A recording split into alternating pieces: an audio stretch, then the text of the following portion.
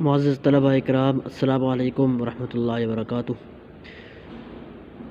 یہ میرے سامنے تھرڈ ایئر کی کتاب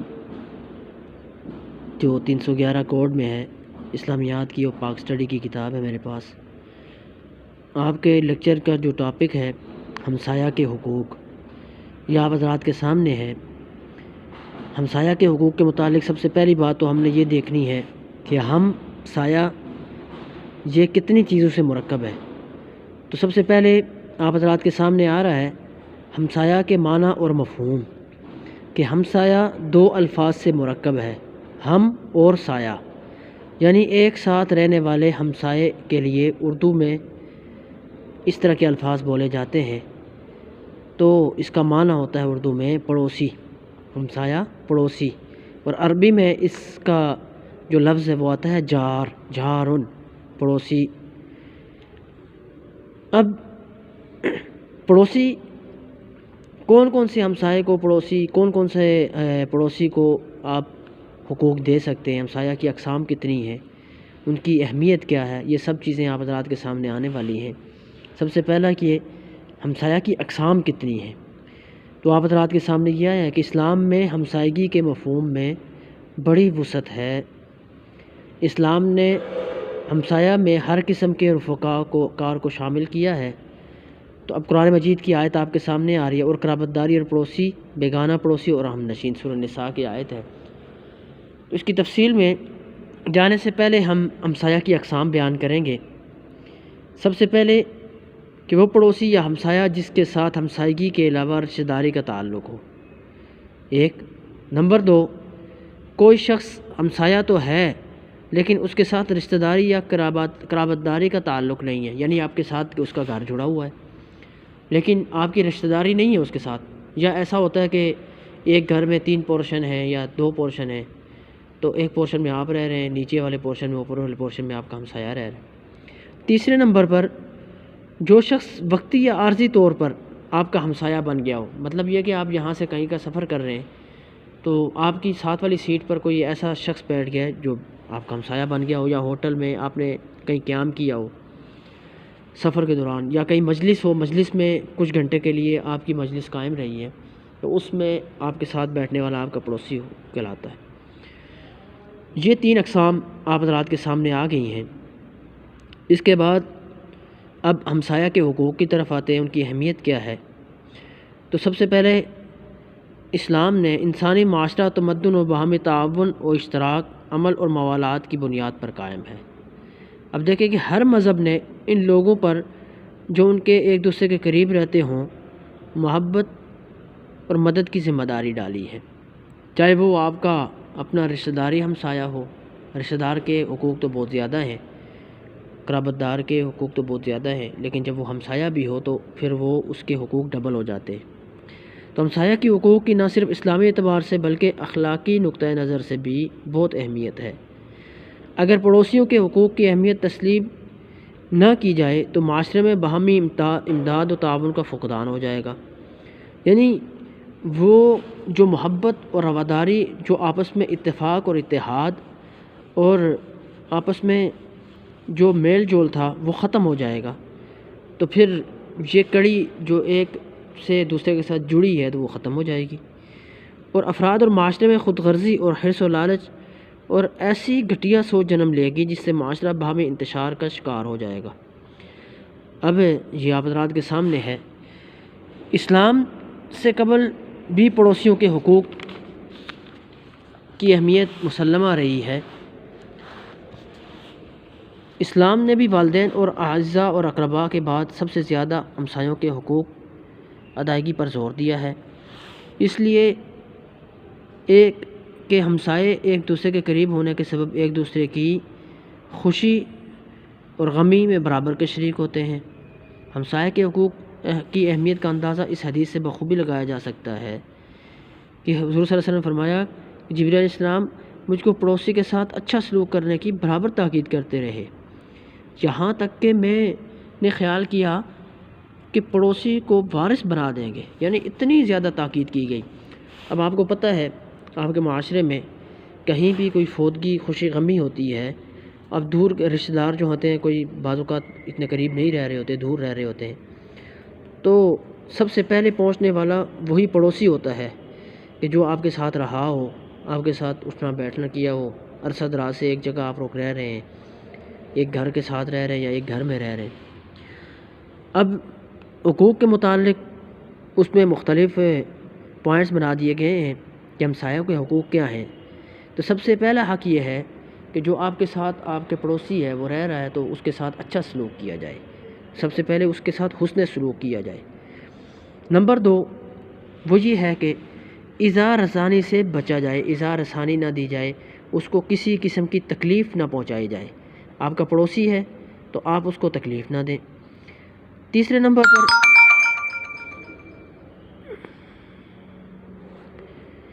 نمبر پر ہمسایوں کے مابین تحائف کا تبادلہ ہو، کہ اگر آپ کا پڑوسی آپ کے گھر میں رہ رہا ہے یا آپ کے ساتھ ملا ہوا گھر ہے تو اس میں یہ ہو کہ اگر آپ نے کوئی ایسی چیز پکائی ہے، اچھی چیز پکائی ہے کہ وہ زیادہ ہے تو آپ اپنے پڑوسی کو اپنی وسعت ہے تو اپنے پڑوسی کو دے دیں۔ اللہ کے نبی صلی اللہ علیہ وسلم نے ایک دفعہ عائشہ رضی اللہ تعالیٰ عنہ کو فرمایا کہ عائشہ سالن میں پانی زیادہ کر دیا کرو تاکہ تو اپنے پڑوسی کو بھی دے سکے۔ تو جو بھی آدمی سالن وغیرہ جو کھانا بنائے تو بہتر طریقہ یہ ہے کہ ان کے ہاں کھانا وغیرہ بھیجا جائے، پڑوسی کے حقوق کا خیال رکھا جائے۔ اور اسی طرح ہمسایوں کی عزت و آبرو اور جان و مال کا تحفظ۔ چوتھا حق یہ ہے کہ اس کی عزت اور آبرو اور جان و مال کا تحفظ۔ اگر کوئی پڑوسی آپ کو گھر نہیں ہے تو اس کی گھر کی حفاظت، اس کی دیکھ سن کرنا، اس کی دیکھ بھال کرنا، اس کے بیوی بچوں کا خیال کرنا، ان کو کسی چیز کی کوئی تنگی تکلیف ہو تو اس کو پورا کرنا، تو یہ پڑوسی کے حقوق میں بھی شامل ہے۔ اب پانچواں حق شفع ہے۔ حق شفع یہ ہے، شفع اصل میں کہا جاتا ہے کہ جائیداد فروخت کرنے کے وقت جو جائیداد کسی پڑوسی کی آپ کے ساتھ مل رہی ہے تو سب سے پہلے آپ اس پڑوسی سے اس کی اجازت لے لیں، پڑوسی سے پوچھ لیں کہ آیا کہ میں یہ جو جائیداد فروخت کر رہا ہوں آپ کو اس کی ضرورت ہے یا نہیں۔ تو اگر اس کو اس کی ضرورت ہوگی تو وہ لے لے گا، لیکن اگر اس کی اجازت کے بغیر آپ نے وہ جائیداد فروخت کی، وہ گھر فروخت کیا یا کوئی زمین آپ کے ساتھ ملی ہوئی تھی وہ فروخت کی، تو اس کو حق حاصل ہے کہ وہ جا کر عدالت کے اندر اور قاضی کے آگے آپ کا وہ کیس دائر کر سکے کہ بھائی اس نے اپنی زمین جو میرے ساتھ اس کی ملی ہوئی ہے یا میرا گھر اس کے ساتھ ملا ہوا ہے تو اس نے وہ جائیداد فروخت کی میری اجازت کے بغیر، تو اس کو حق حاصل ہے۔ اور نمبر 6 یہ ہے کہ ہمسایہ کی خبر گیری کرنا۔ ہمسایہ کی خبر گیری میں یہ ہے کہ اگر وہ ہمسایہ بیمار ہے، تنگ دستی کا شکار ہے، پریشانی ہے اس کو، تو اس کی خوشی غمی میں شریک ہوا جائے۔ وہ بیمار ہے تو اس کی عیادت کی جائے اور اس کی خبر گیری کی جائے۔ اگر اس کو تنگ دستی کے عالم میں ہے تو اس کے ساتھ اس کا تعاون کیا جائے۔ 6 نمبر پر یہ ہے کہ بیمار ہمسایہ کی عیادت کی جائے۔ اللہ کے نبی صلی اللہ علیہ وسلم کے بارے میں آتا ہے کہ اللہ کے نبی صلی اللہ علیہ وسلم یہودی ہمسایہ کے بھی جا کے عیادت کیا کرتے تھے۔ یہودی کے بارے میں بھی آتا ہے کہ یہودیوں کے بارے میں ایک بچہ کسی یہودی کا بیمار تھا اور وہ بالکل مرض الموت میں تھا۔ اللہ کے نبی صلی اللہ علیہ وسلم صحابہ اکرام کو لیا اور وہاں چلے گئے اور وہاں جا کر اس کی عیادت کی اور اس کو کلمہ پڑھنے کی تلقین کی کہ کاش کہ یہ مسلمان ہو کر اس دنیا سے چلا جائے۔ تو یہ اللہ کے نبی صلی اللہ علیہ وسلم کے طور طریقے اور وہ احکامات ہیں اور وہ اللہ کے نبی صلی اللہ علیہ وسلم کی اطاعت گزاری ضروری ہے۔ تو یہ سارے حقوق یہ اسلام سے ریلیٹڈ ہیں، اسلام سے تعلق رکھتے ہیں۔ تو کرنے کے کام یہی ہیں کہ انسان ہمسایوں کے حقوق کے ساتھ ساتھ والدین کے حقوق کو بھی مد نظر رکھا جائے۔ اس سے پہلے آپ کا ٹاپک یہی تھا کہ والدین کے حقوق کا خیال کیا جائے اور والدین پھر اپنی اولاد کے حقوق کا خیال کریں۔ اور یہ جو ٹاپک ہے آپ کے حضرات کے سامنے آ گیا ہے، حسن سلوک میں اچھا سلوک کی جائے، اقرابداری، پڑوسی، بیگانہ پڑوسی اور ہم نشین مسافر اپنے مملوک کے ساتھ اچھا سلوک کرو۔ اظہار رسانی سے پرہیز کا یہی تھا کہ بھائی حضور صلی اللہ علیہ وسلم کا ارشاد ہے خدا کی قسم وہ شخص مومن نہیں، خدا کی قسم وہ شخص مومن نہیں، 3 دفعہ فرمایا خدا کی قسم وہ شخص مومن نہیں۔ تو جس نے جس کے شر سے اس کے پڑوسی محفوظ نہیں۔ ہمسایوں کے مابین تحائف کا تبادلہ، اس میں بھی میں نے آپ کو عرض کیا تھا کہ نبی اکرم صلی اللہ علیہ وسلم نے فرمایا، اے مسلمان عورتوں، کوئی پڑوسن اپنی پڑوسن کو ہدیہ دینے کو حقیر نہ جانو، اگرچہ یہ ایک بکری کی کھر کی نہ ہو۔ کہ بکری کے کھر کو انسان اتنی اہمیت نہیں دیتا، اس کو پھینک دیتے ہیں۔ فرمایا کہ اتنی معمولی چیز کیوں نہ ہو، تب بھی وہ اپنے پڑوسی کو وہ اس کا تحفہ دیا کرے، معمولی نہ سمجھے تحفے کو۔ اور ہمسایوں کی عزت و آبرو و جان مال کا تحفظ، حضور صلی اللہ علیہ وسلم نے حجۃ الوداع کے موقع پر ارشاد فرمایا، تمہارے خون، تمہارے اموال اور تمہاری جانیں، تمہاری عزت ایک دوسرے پر اس دن، اس شہر اور مہینے کی طرح حرام ہے۔ اور اسی طرح حضور صلی اللہ علیہ وسلم نے فرمایا کہ پڑوسی کی بیوی سے حرام کاری 10 بدکاریوں سے زیادہ بڑھ کر بری ہے۔ تو اب یہ دیکھیں کہ پڑوسیوں کے عزت آبرو کی خیال کرنا، اگر خدا نہ خواستہ کوئی پڑوسی آپ کا مرد گھر میں نہ ہو تو اس کے ساتھ ایسا سلوک نہ کیا جائے کہ جس کو اسلام نے روا نہیں رکھا۔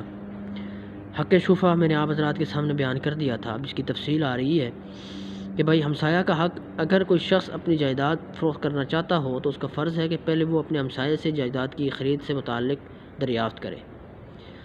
اگر پڑوسی کی رضامندی کے بغیر جائیداد فروخت کی گئی، پڑوسی کو یہ حق حاصل ہے کہ وہ عدالت سے رجوع کر کے اپنا حق واپس لے لے۔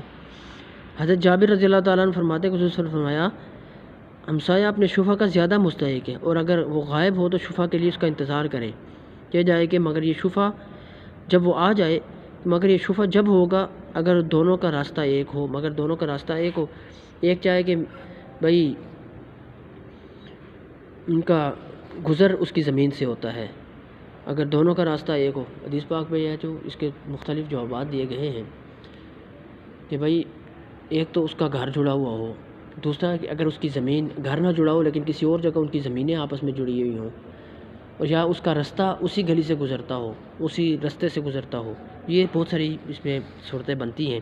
اب ہمسایہ کی خبر گیری میں حضرت عبداللہ بن عباس رضی اللہ تعالیٰ عنہ سے روایت ہے کہ حضور صلی اللہ علیہ وسلم نے فرمایا، وہ شخص مومن نہیں جو خود پیٹ بھر کر کھائے، اس کا پڑوسی جو اس کے پہلو میں رہتا وہ بھوکا رہے۔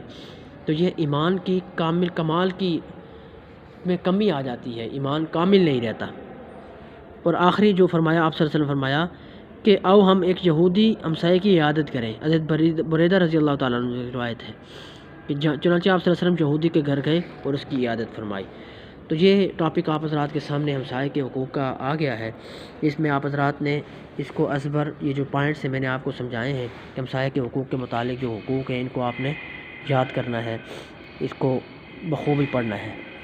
اب اس کے بعد جو دوسرا سیکشن ہے ہمارا وہ مطالعہ پاکستان کا ہے۔ تو آپ حضرات مطالعہ پاکستان میں دیکھیں مسئلہ مہاجرین، یہ اسی کتاب کا 311 کوڈ ہے۔ مسئلہ مہاجرین، پیج نمبر آپ حضرات کے سامنے 88 کھلا ہوا ہے۔ تو اب مہاجرین وہ لوگ کہلاتے ہیں کہ جنہوں نے ہجرت کی ہو، اب وہ چاہے جائے کہ اپنا ملک چھوڑ کے آئیں، چاہے جائے کہ وہ اپنے ایک عادت چھوڑ کے دوسری عادت کے اندر چلے جائیں۔ مطلب اگر کوئی آدمی خرابیوں کے اندر مبتلا تھا اور کچھ عرصے بعد اس نے وہ خرابیاں ختم کر کے، وہ گناہ ختم کر کے، گناہوں سے توبہ کر کے وہ اسلام کی طرف آ گیا، وہ بھی مہاجر کہلاتا ہے۔ لیکن اصل مہاجرین وہی ہیں جو اپنا مال دولت، اپنا سب کچھ گھر بار چھوڑ کے کسی دوسرے علاقے میں چلے جائیں جہاں ان کو امن نصیب ہو، تو یہ وہ مہاجرین کہلاتے۔ اب قیام پاکستان کے وقت مسلمانوں کو، اور جو پاکستان کے بننے کے دلدادہ تھے، ان کے اوپر کیا کیا پریشانیاں آئیں، کیا کیا دشواریاں آئیں، یہ سب آپ حضرات کے سامنے ہے کہ قیام پاکستان کے وقت حکومت پاکستان کے لیے جو سب سے بڑا مسئلہ پیدا ہو گیا وہ مہاجرین کا مسئلہ تھا۔ مطلب یہ کہ بھارت نے زبردستی دھکیلنا، دوسنا شروع کر دیا پاکستان کے اندر، اتنی جگہ نہیں تھی پاکستان میں، تو بھارت نے زبردستی دھکیلے، اور کہتے ہیں بھارت میں شامل کیے گئے علاقوں سے 1 کروڑ سے زائد مسلمانوں کو زبردستی پاکستان دھکیلا گیا۔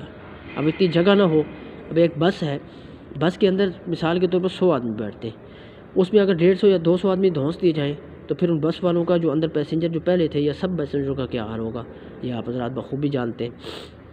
تو کہتے ہیں صرف پنجاب میں 80 لاکھ مہاجرین پناہ لینے پر مجبور کر دیے گئے، صوبہ بہار کے مسلمانوں کو مشرقی پاکستان میں دھکیل دیا گیا۔ اب 3 جون 1947 کو جب تقسیم ہند کا اعلان ہوا تو ہندوؤں نے سکھوں کو اپنی مقصد براری کے لیے خوب استعمال کیا، اور سکھوں کے جو لیڈر تھا ماسٹر تارا سنگھ، فرمایا وہ کہتے ہیں کہ اس نے اپنی کرپان لہرا کر خونی فسادات برپا کرنے کا اشارہ دے دیا۔ مسلمانوں کو کئی ایک مشکلات کا سامنا کرنا پڑا۔ ایک میں نے عرض کیا تھا کہ ایک ان کا تاریخ دان انگریز ایک رائٹر لکھتا ہے، غالباً تھامسن نام ہے اس کا، اس طرح کچھ ہے، کہتا ہے کہ جب قیام پاکستان کا وقت آیا تو میں نے اپنی آنکھوں سے دیکھا کہ کوئی بھی درخت ایسا نہیں تھا جس پر کسی مسلمان کی لاش نہ لٹکی ہوئی ہو، یعنی ایسی اس پاکستان کے قیام کے اندر مسلمانوں نے، بہت لوگوں نے جد و جہد کی اور قربانیاں دی۔ تو اب اعلان تقسیم کے ہی مسلمانوں کے خون کے ہولی کھیلی جانے لگی۔ امن و امان برقرار رکھنا پولیس کی ذمہ داری تھی، لیکن پولیس کے مسلمان ملازمین سے پہلے ہی ہتھیار لے لیے گئے تھے، اور اس طرح مشرقی پنجاب میں غیر مسلم پولیس فورس باقی رہ گئی، جس کی پشت پناہی میں مسلمانوں پر بے پناہ ظلم و تشدد کیا گیا۔ ان کے گاؤں نظر آتش کیے گئے اور انہیں گھر بار چھوڑ کر پاکستان ہجرت کرنے پر مجبور کیا گیا۔ اب اس طرح مہاجرین کا ایک سیل رواں پاکستان میں داخل ہو گیا۔ تو اب آبادی کے انخلاء کا مسئلہ کانگریس نے ایک سوچے سمجھے منصوبے کے تحت پیدا کیا، کیونکہ ایک طرف تو وہ یہ چاہتی تھی کہ غیر مسلم آبادی جو مسلمانوں کی نسبت تعلیم اور معاشی میدان میں مسلمانوں سے آگے تھی، پاکستان کی ترقی میں اب حکومت پاکستان کو قابل فخر تجربہ کار اور ایک لیڈر کی ضرورت تھی۔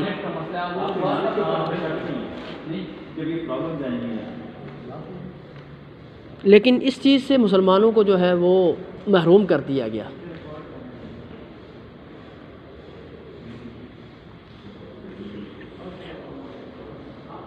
مختصر مدت میں زیادہ سے زیادہ مہاجرین کو پاکستان دھکیل کر پاکستان کے لیے معاشی مسئلہ پیدا کر دیا گیا۔ اب پانی کا مسئلہ ہے، کھانے پینے کا، راشن کا مسئلہ ہے۔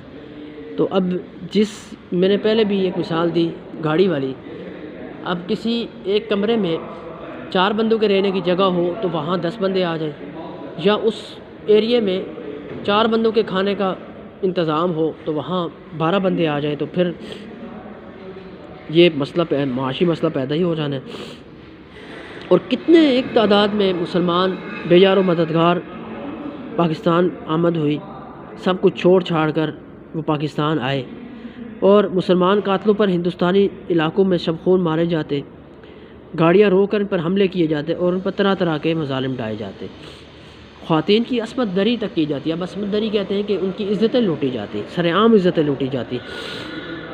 ایک ایسا بھی تھا کہ عورتوں کے پستان تک کاٹ دیے گئے، یعنی اتنا زیادہ ظلم اور تشدد اور بربریت قیام پاکستان کے اندر پیش آئی۔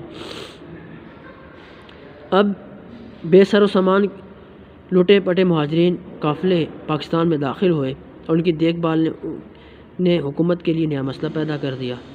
اب ان کے کیمپ لگنا شروع ہو گئے، کوئی بھی جگہ خالی دیکھتے وہاں چھوٹے کیمپ لگا لیتے۔ اب چنانچہ ان مہاجرین کی بحالی کے لیے الگ وزارت بنائی گئی، جس نے ان مہاجرین کی بحالی کے لیے مہاجر کیمپ بنائے۔ اب ان مہاجر کیمپوں کی حالت یہ تھی کہ اس میں صحت اور صفائی و خوراک کا انتظام از حد ناکافی تھا۔ اب ان ناکافی سہولیات کی بنا پر کتنے ایک مسلمان بیمار ہو کر مرنا شروع ہو گئے، اور جو کیمپ عمارتوں میں بنائے گئے تھے ان میں ضرورت سے کئی زیادہ گنا افراد کو ٹھونس دیا گیا۔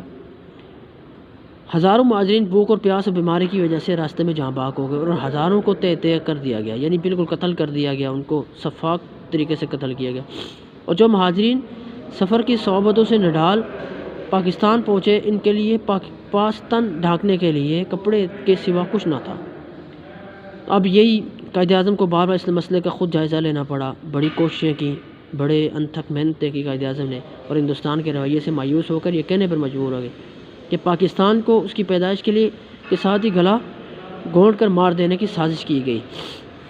اب یہ مسئلہ مہاجرین کے متعلق آپ حضرات کے سامنے ایک مختصر تعارف آیا ہے۔ کہ مہاجرین کون لوگ ہیں۔ اور سب سے پہلے تو ہجرت، اسلام کی ہجرت ہوئی تھی جو حبشہ کی طرف ہوئی تھی، حبشہ اولا، پھر حبشہ ثانیہ، پھر اس کے بعد تیسری ہجرت اللہ کے نبی صلی اللہ علیہ وسلم نے شیب ابی طالب میں گزاری، اور پھر طائف کے اندر ہجرت ہوئی، پھر سب سے آخری ہجرت جو ہوئی وہ مدینہ منورہ کی طرف ہوئی کہ جہاں اسلام پھیلا۔ اس کے بعد جب برصغیر پاک و ہند کا مسئلہ پیش آیا تو مسئلہ مہاجرین پیدا ہوا، تو سب سے بڑی ہجرت یہ تھی کہ مسلمانوں کو کن مصائب اور کن مسائل کا سامنا کرنا پڑا اور کن مشکلات کے اندر مسلمان گرے، اور اس پاکستان کو بننے میں کتنے لوگوں نے کس طریقے سے قربانیاں دیں۔ یہ آپ حضرات کے سامنے پورا یہ ٹاپک آ گیا ہے مسئلہ مہاجرین کا۔ تو اس میں آپ حضرات نے اس کی کوشش یہ کرنی ہے کہ اس کو ایک نظر دیکھنا ہے، سننا ہے، اور اس میں جو خاص باتیں ہیں اس کو آپ نکال کے اس کو ازبر کریں۔ اللہ پاک آپ سب کا حامی و ناصر ہو۔ اللہ پاک آپ کو سب کو جو ہے اس وبا سے، یہ جو وبا آئی ہے اس سے حفاظت فرمائے، سب کو ناگہانی آفت سے اللہ پاک بچائے۔ وآخر دعوانا الحمدللہ رب العالمین۔ السلام علیکم ورحمۃ اللہ وبرکاتہ۔